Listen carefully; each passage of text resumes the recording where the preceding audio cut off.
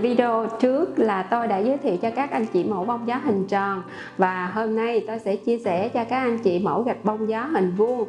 Và một cái thiết kế trong cái không gian sống, đó là sự kết hợp giữa vuông và tròn, để đó là cái biểu trưng của đất và trời, tượng trưng cho đất và trời. Thì hai thiết kế này là có thể phối hợp được với nhau.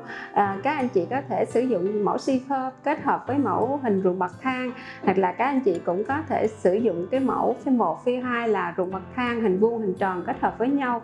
Có quá nhiều cái cách mà sáng tạo. Thì kích thước của gạch bông gió thì hiện tại Vietiles có 3 phân loại ra 3 kích thước cơ bản, đó là từ 290, hoặc là mẫu 190 x 190, hoặc là những thiết kế đặc biệt như là mẫu Pyramid Alaska, hoặc là mẫu hình thang, hình vuông, hình tam giác, vân vân. Có rất là nhiều mẫu mà có những cái hình dạng đặc biệt có tại Vietiles.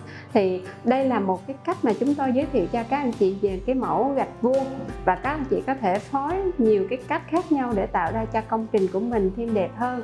Và một cái điều đặc biệt nữa là chúng tôi có cái 4 cảnh và 2G như vậy, thì luôn giúp cho những cái người thợ hoặc là kiến trúc sư có thể xoay trục và một cách dễ dàng để mà chúng ta có làm xây dựng công trình của mình vừa chất lượng và cũng đáp ứng được cái thời gian nữa.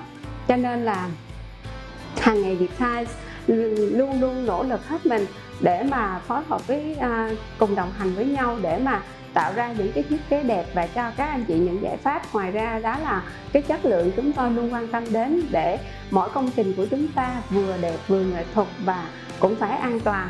Thì chúng tôi đã cung cấp cho những trường hợp như là trường Ngô Thiện Nhiệm, hoặc là Bùi Văn Ngữ, hoặc là rất là nhiều cái công trình trường học mà xây vượt tầng. Thì các anh chị có thể ký rau sắc bên dưới. Và về kỹ thuật thì chúng tôi đã có một cái video để mà hướng dẫn kỹ về cái cách mà tạo những cái rau sắc bên trong để gây cái sự liên kết chắc chắn khi mà các anh chị xây cao tầng trong cái không gian như vậy. Thì có những cái hướng dẫn sử dụng mà chúng tôi cũng đã làm ra để cho các anh chị dễ dàng thi công và để đảm bảo cho an toàn công trình của mình hơn. Thì nếu như các anh chị thích cái mẫu gạch bông gió hình vuông, hoặc là muốn tìm hiểu thêm những cái mẫu gạch bông gió khác, thì các anh chị cũng có thể là để lại lời nhắn để chuyên viên Vietiles sẽ liên hệ với các anh chị để mà cho các anh chị những giải pháp nào phù hợp nhất trong không gian sống của mình. Cảm ơn các anh chị đã lắng nghe. Mến chào các anh chị.